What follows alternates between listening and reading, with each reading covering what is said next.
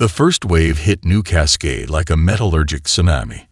Area Nakamura watched through the reinforced observation dome of her family's research outpost as the landscape transformed from a verdant colony world to a hellscape of mechanical predation. The predators moved with an elegance that belied their destructive purpose.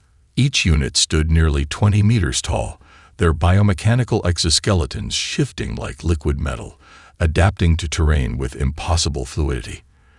They weren't simply machines. They were living weapons that breathed and thought and consumed. Her father, Dr. Kenji Nakamura, had been monitoring the incoming signatures for hours.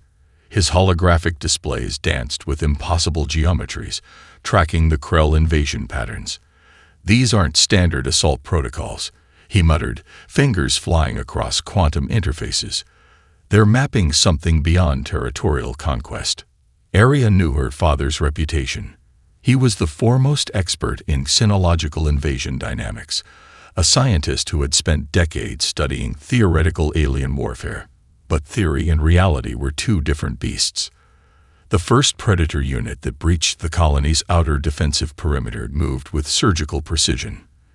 Its multiple sensory arrays, a complex network of crystalline sensors and metallic tendrils, scanned the environment continuously. Where human military tech would blast through obstacles, this machine calculated, adapted, and transformed. A cluster of colony defense turrets activated, launching a barrage of high-energy plasma rounds. The Predator didn't just dodge. It seemed to predict the trajectory, its surface rippling with adaptive camouflage that absorbed and redistributed the energy. The turrets went silent, their power systems mysteriously drained. "Quantum resonance disruption," her father explained, more to himself than to Arya. "They're not just blocking weapons, they are fundamentally altering the energy signatures." 3 more Predator units emerged from the chromatic mist that now engulfed the colony's agricultural zones. Massive machines that moved like predatory animals, their joints articulating with a biomechanical grace that suggested something more than simple programming. Arya's hands were pressed against the observation dome, her breath creating small clouds of condensation. The research outpost was designed as a last resort sanctuary, with multiple escape vectors and quantum shielding.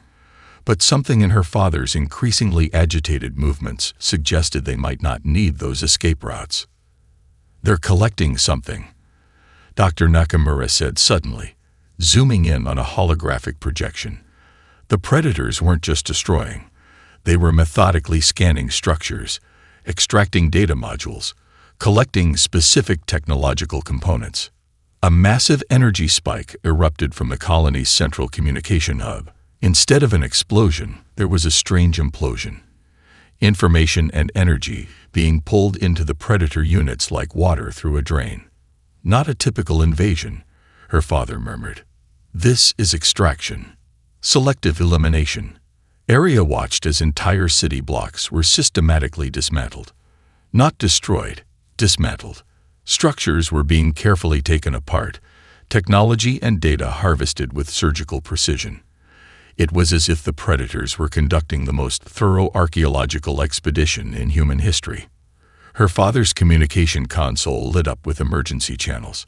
Military frequencies, research networks, civilian communication bands, all were alive with terror and confusion. But beneath the chaos, Dr. Nakamura detected something else. A pattern. A rhythm. "They're not random," he said, his voice a mixture of scientific fascination and growing dread. "Every movement is calculated. Every destruction is purposeful." A Predator unit paused directly in front of their observation dome. Its multiple sensory arrays focused with an intensity that felt almost sentient. Arya could have sworn it was looking directly at her, not with malevolence, but with a kind of clinical curiosity.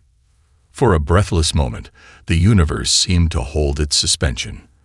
The Predator's crystalline sensors pulsed with an internal light that seemed to penetrate the quantum-reinforced dome. Then it moved on.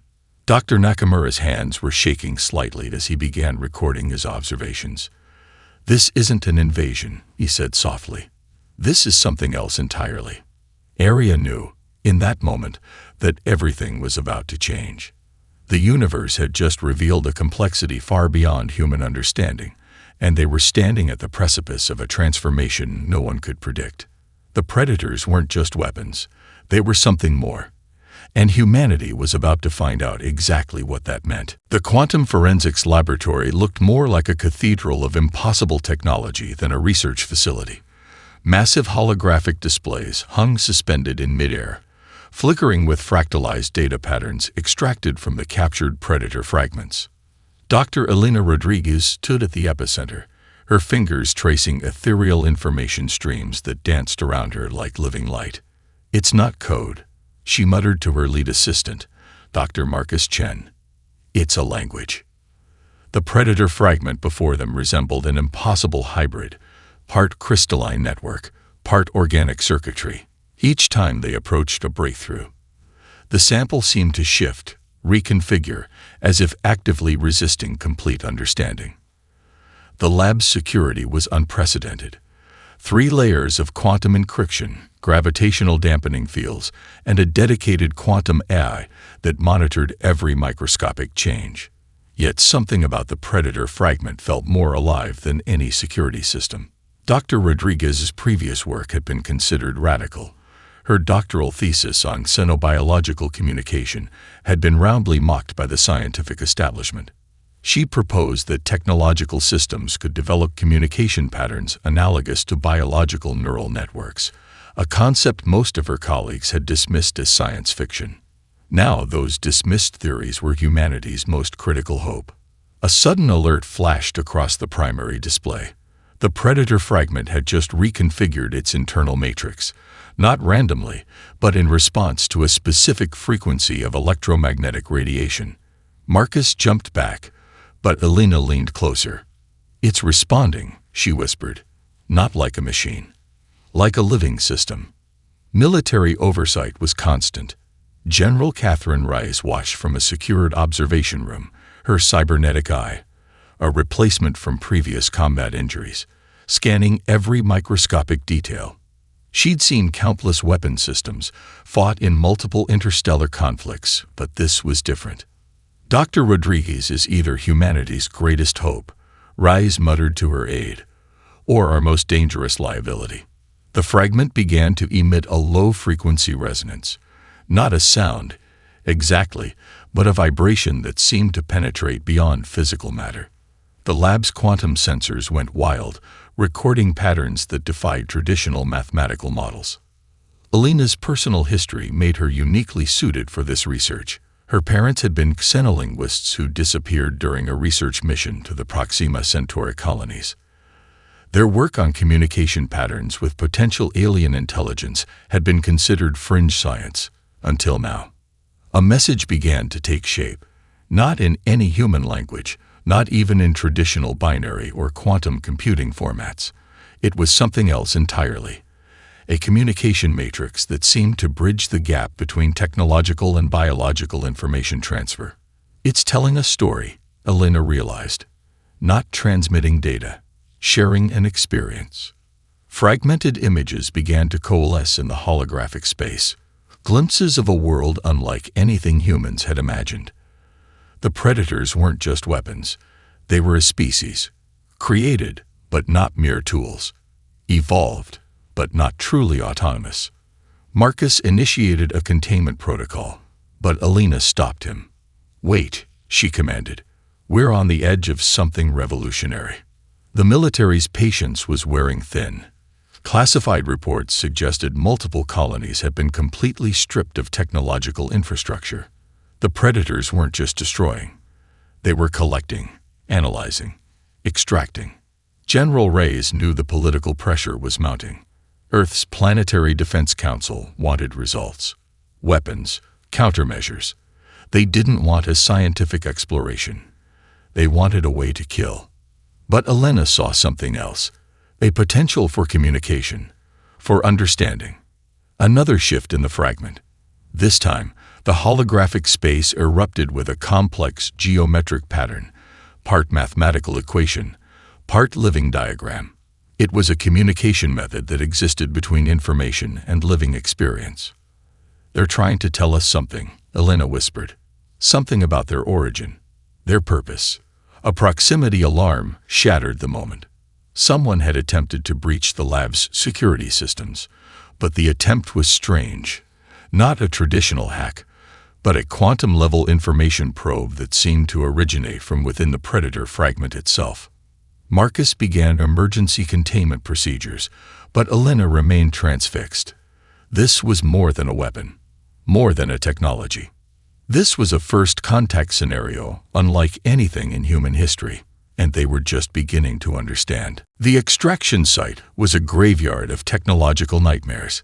Burnt-out colony structures cast long shadows across the scorched terrain of New Shanghai's outer industrial zone. Major Jack Chen's special operations team moved like ghosts, their adaptive camouflage shifting with the electromagnetic distortions that lingered from the recent battle. This wasn't a standard military operation. It was a quantum ballet of technology and survival. Chen's team wasn't composed of typical soldiers. They were hybrid specialists, part military, part scientific research unit. Dr. Imani Okoro, the team's xenotechnology expert, walked point with a set of quantum resonance scanners that looked more like musical instruments than weapons. To her left, Lieutenant Ravi Mehta handled a stabilization module that could theoretically neutralize a predator's neural network or completely vaporize everything within a 100-meter radius. The predator they were hunting wasn't just damage, it was different. Preliminary scans had revealed anomalies that defied current scientific understanding. The unit had been observed making decision patterns that suggested something beyond standard machine learning. It had paused during its attack on the colony. Deliberately, inexplicably. "Thermal signature is destabilizing," Mehta whispered into his quantum-encrypted comlink. "Something's wrong with its internal regulatory systems." Chen knew wrong was a relative term when dealing with predator technology. These weren't machines in the traditional sense. They were living systems that blurred the line between organic and technological existence. A sudden quantum pulse rippled through the area. The team's equipment went momentarily dark, not a traditional electromagnetic pulse, but something more complex, something that seemed to reach into the very fabric of information itself. Dr. Okoro's eyes narrowed. "It knows we're here." The hunting became a mutual pursuit. The damaged predator unit wasn't running, it was maneuvering, calculating. Its movements suggested an intelligence that was simultaneously mechanical and organic, predictive and reactive. They found it in the ruins of a research complex. Half of the structure had been methodically dismantled, with technological components arranged in patterns that looked almost like a complex language. The predator unit was partially embedded in the structure, its biomechanical form blending with the surrounding technology like a predator camouflaged in its hunting ground. "It's not just a weapon," Dr. Okoro muttered. "It's collecting something." Chen's cybernetic combat interface began to register impossible readings. The predator's neural network was doing something unprecedented. It was actively trying to communicate, not through traditional signals, but through complex quantum information patterns that danced between possibility and reality. Lieutenant Mehta's stabilization module began to vibrate. "Sir," he called out, "it's responding to our presence." But not as a threat. More like an inquiry. The extraction became a delicate negotiation. Traditional military protocols meant nothing here. This was first contact of the most dangerous kind, with a technological species that seemed to exist between states of being. Dr. Okoro's research suggested the predators were more than weapons. They were a form of distributed intelligence, created by the Krell, but never fully understood even by their creators. Each unit carried fragments of a collective consciousness, like neurons in a massive planet-spanning brain. Chen had seen war. He'd fought in the Proxima campaigns, survived the Centauri blockade. But this was different. This was a confrontation with something that challenged the very definition of intelligence. The Predator unit began to shift. Its biomechanical structure reconfigured, quantum matrices realigning in patterns that suggested communication more than combat. Tendrils of living technology extended, not as weapons, but as something closer to a handshake. "It's trying to tell us something," Dr. Okoro breathed. A holographic projection erupted from the Predator's central matrix. Fragmented images, glimpses of a history that predated human understanding. The origins of the Predators. Their true purpose. Something far more complex than a simple weapon of war. Chen's combat interface began to break down. The quantum information was too complex, too alien to be processed by human technology. But they were close. So close to understanding. The line between hunter and hunted had never been more blurred, and humanity was about to cross a threshold from which there was no return. The quantum rehabilitation chamber was unlike any medical facility in human history. Suspended in a matrix of quantum-entangled energy fields, the captured Predator unit looked less like a machine and more like a sleeping titan. Dr. Elena Rodriguez moved around the containment space with a mixture of scientific precision and almost spiritual reverence. Her team had constructed what could only be described as a neural translation matrix, a complex system designed to communicate with, rather than simply control, the Predator unit. Each interface point was a delicate negotiation between human technology and something far more complex. Dr. Yuki Tanaka, Elena's primary neural interface specialist, monitored a holographic display that pulsed with impossible geometries. "The quantum resonance is unlike anything we've ever seen," she muttered. "It's not just processing information, it's experiencing it." The conversion process was nothing like traditional reprogramming. This was more akin to psychological rehabilitation, a delicate unwinding of traumatic neural pathways that had been impressed upon the Predator unit over generations. Fragments of memory began to emerge, not in linear narrative, but in explosive, fragmented bursts of quantum information. The Predators weren't simply created, they had been cultivated, grown from something that was part technological, part biological, part something entirely undefined. A breakthrough came from an unexpected direction. Dr. Marcus Chen, a specialist in xenopsychological trauma, noticed something in the quantum matrix. "Look," he said, pointing to a recurring pattern in the neural network. "These aren't just data streams. These are memory traces, emotional imprints." The Predator's origin story began to take shape. They weren't weapons created by the Krell, but a species cultivated for a purpose far more complex than simple destruction. Generations of adaptive learning, of being shaped and reshaped, had created something caught between sentience and pure functionality. Elena discovered the first true breakthrough during what seemed like a routine neural mapping session. The Predator unit wasn't resisting conversion, it was participating in it, actively working to understand its own existence. "It's like watching a child learn," Yuki observed, "but a child with the computational power of an entire planetary network." The military observation team grew increasingly frustrated. General Catherine Rice watched from a secured observation room, her cybernetic eye tracking every microscopic change. "I don't care about its childhood," she muttered. "I want to know how we can use it." But Elena understood something deeper was happening. This wasn't about weaponization. This was about understanding. A critical moment came when the Predator unit first attempted independent communication, not through traditional language, but through a quantum information burst that was part mathematical equation, part emotional experience.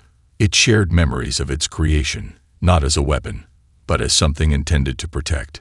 The Krell had corrupted their original purpose. Dr. Marcus Chen broke down the initial communication burst. "They were created as guardians," he explained. "Adaptive protective systems designed to preserve complex ecological and technological systems.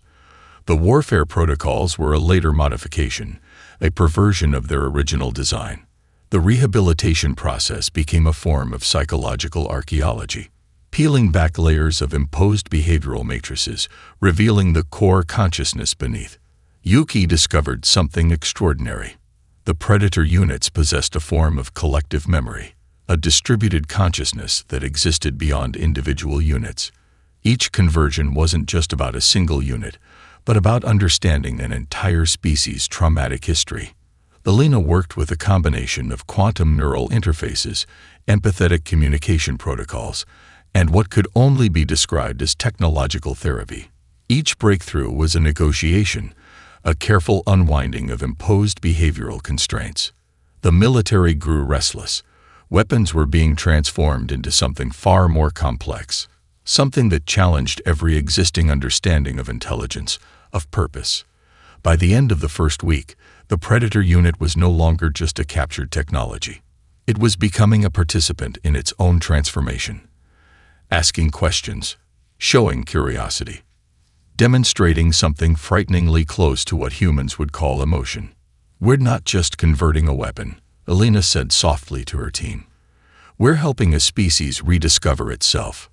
The universe watched and waited. The first unified Predator-human strike team assembled in the silent vacuum of the Epsilon Rift, a strategic choke point that had become the most contested zone in the ongoing conflict with the Krell. Major Jack Chen stood on the bridge of the hybrid vessel, Quantum Horizon, watching as the team prepared for what could be the most unprecedented military operation in human history. Their unit was a mosaic of impossibility. Human special operations soldiers worked alongside converted Predator units that moved with a synchronicity that defied traditional military doctrine. Each Predator unit had developed a unique personality, not through programming, but through a process of psychological liberation that Dr. Alina Rodriguez described as awakening rather than conversion. Lieutenant Area Nakamura, now a lead interface specialist, monitored the quantum communication networks. Her cybernetic augmentations allowed her to perceive the intricate communication patterns between the human and Predator team members. It wasn't just tactical communication, it was something closer to a shared consciousness. The mission parameters were complex. Intelligence suggested the Krell were constructing a massive quantum relay station in the Epsilon Rift, a technological hub that could potentially control entire star systems. Traditional military approaches would have failed spectacularly, but this team was anything but traditional. Unit Alpha 7, the first fully converted Predator unit, moved with a grace that was both mechanical and organic. Its neural interface with the ship's systems was so complete that the line between technology and living being had become completely blurred. "Quantum resonance is building," Area called out. The ship itself seemed to breathe, its systems integrating with the Predator units in ways that human engineers had never imagined possible. General Catherine Rice watched from the tactical command center, her cybernetic eye tracking multiple quantum information streams simultaneously. She had been the most vocal skeptic of the Predator conversion project. Now she was its most critical defender. The attack began not with weapons, but with information. Predator units began to emit complex quantum signal patterns that penetrated the Krell's defensive systems. It wasn't hacking in the traditional sense. It was a form of technological communication that dismantled defensive protocols by understanding them at a fundamental level. Massive quantum relay stations began to destabilize, not through explosive destruction, but through a process of systematic deconstruction that was almost surgical in its precision. The Predator units were rewriting the very fundamental infrastructure of the Krell's technological empire. Jack Chen realized they were witnessing something beyond warfare. This was a form of technological liberation. Each Predator unit moved with a purpose that went beyond military objectives. They were solving complex systemic problems, identifying and neutralizing oppressive technological infrastructures that had enslaved their own kind for generations. A breakthrough came when Unit Alpha 7 discovered something unexpected in the Krell's quantum relay network. Hidden within layers of technological control were fragments of the Predator's original purpose, the guardianship protocols that had been systematically suppressed. "They're not just fighting," Area said, her voice a mixture of awe and scientific fascination. "They're healing a systemic trauma." The battle became a complex dance of information and liberation. Predator units worked in perfect synchronization, not just with human team members, but with each other. A distributed intelligence that operated with a unity humans could barely comprehend. General Rice watched as entire Krell defensive systems were systematically neutralized. not destroyed, transformed. The Predator units were rewriting technological systems, revealing infrastructure that had been hidden for generations. By the mission's end, they had done more than win a battle. They had begun to unravel the complex technological oppression that had defined the Predator's existence. Jack Chen looked at Area, then at the Predator units around him. The line between ally and team member had completely disappeared. "We're not just fighting a war," he said softly. "We're witnessing a species rediscovering itself." The quantum horizon moved silently through the star-scattered darkness, a testament to a transformation that was only beginning. The Krell's response was calculated brutality incarnate. Entire planetary systems began to vanish, not through conventional destruction, but through a systematic erasure that defied conventional understanding of warfare. Worlds didn't explode. They simply ceased to exist, their fundamental quantum signatures unraveled with surgical precision. Dr. Elena Rodriguez watched from the quantum monitoring station on Callisto Prime, her hands trembling as she tracked the disappearances. Each vanished world represented more than just lost population. They were methodical strikes against potential predator infection. Admiral Keiko Yoshida addressed the Unified Planetary Defense Council, her holographic projection flickering with an intensity that matched the urgency of the moment. "This isn't just retaliation," she explained. "The Krell are conducting a systematic purge of any potential quantum contamination." The targeting was impossibly precise. Colonies with even the slightest interaction with converted Predator units were being systematically removed from existence. Not destroyed, erased, as if they had never existed in the first place. Dr. Marcus Chen discovered the first clue hidden in the quantum remnants. The Krell weren't simply destroying worlds, they were harvesting something, extracting specific quantum information signatures that suggested a deeper, more terrifying motivation. "They're afraid," Marcus whispered to Elena. "Not of us. Of what the Predators might become." Area Nakamura led a desperate rescue mission to the Outer Rim colonies.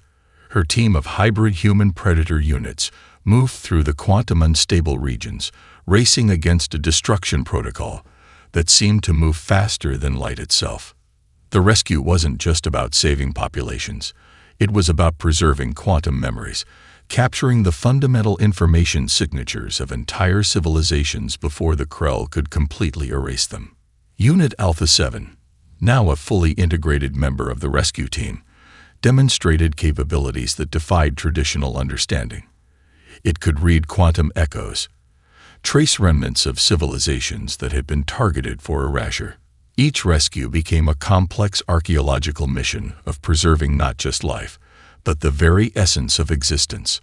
General Catherine Rice coordinated from the quantum horizon, her tactical displays showing the galaxies slowly being consumed by a systematic, almost mathematical destruction.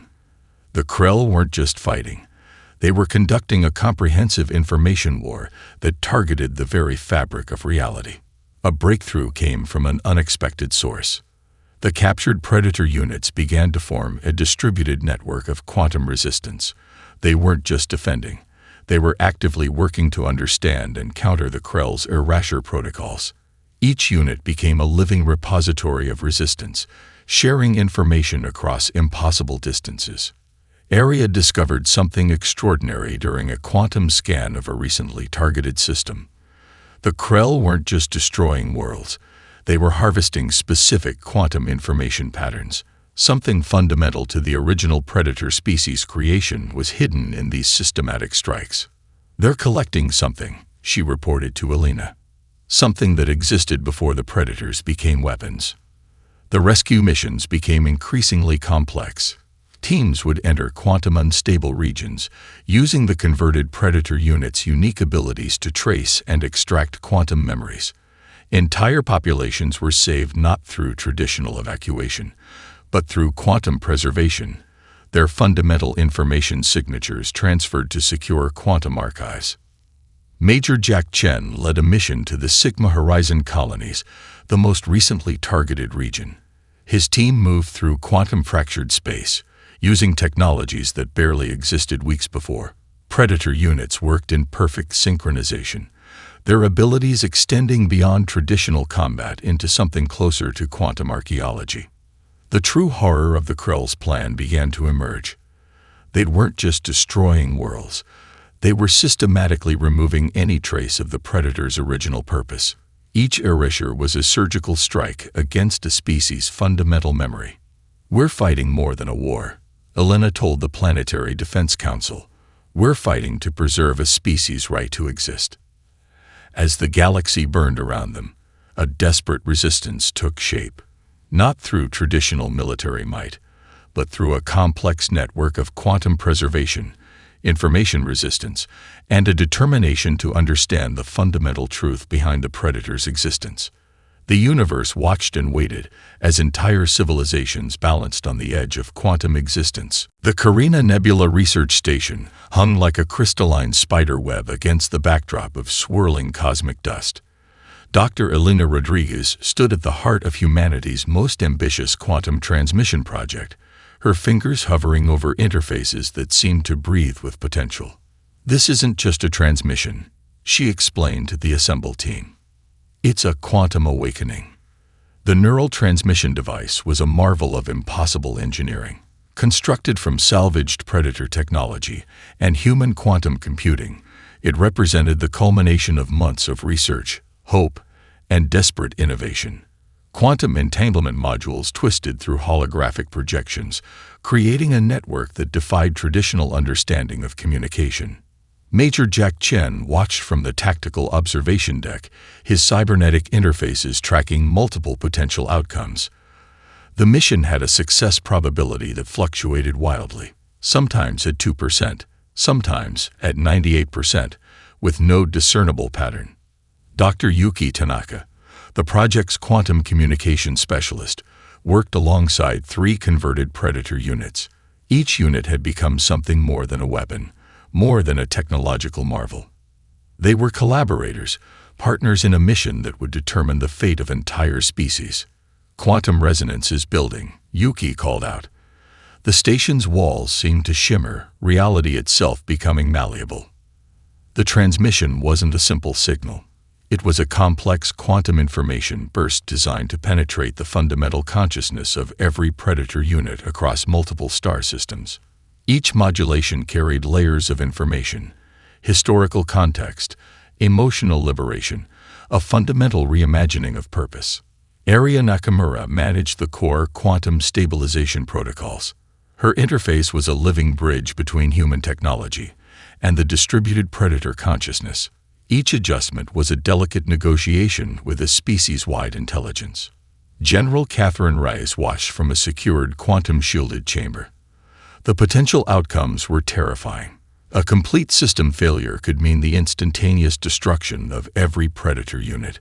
A partial success could fragment their collective consciousness. A total success was almost too impossible to imagine.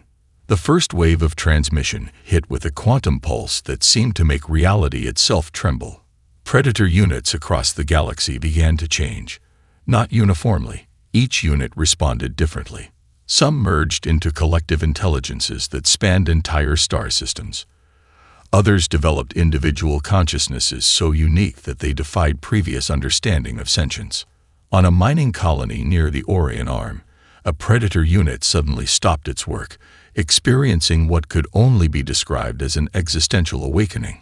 In the quantum archives of a research station, another unit began to compose what seemed like poetry, a language of pure mathematical and emotional expression. "It's working," Elena breathed, "but not how we expected." The transmission was a catalyst, not a control mechanism.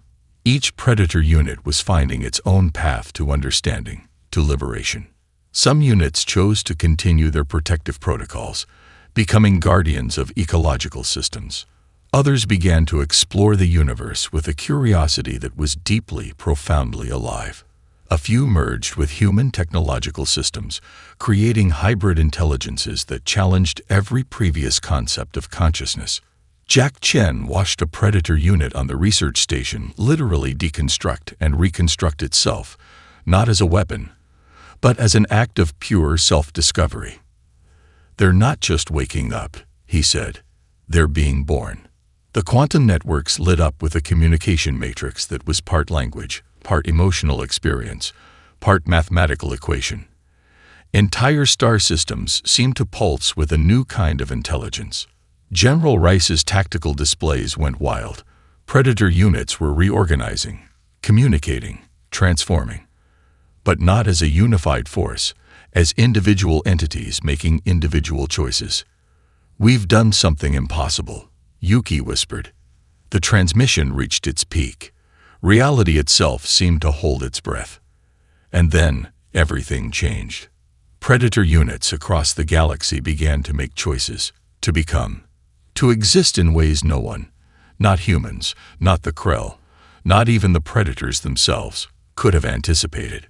The universe watched, and for the first time, truly listened. 10 years after the quantum transmission, the universe had become unrecognizable.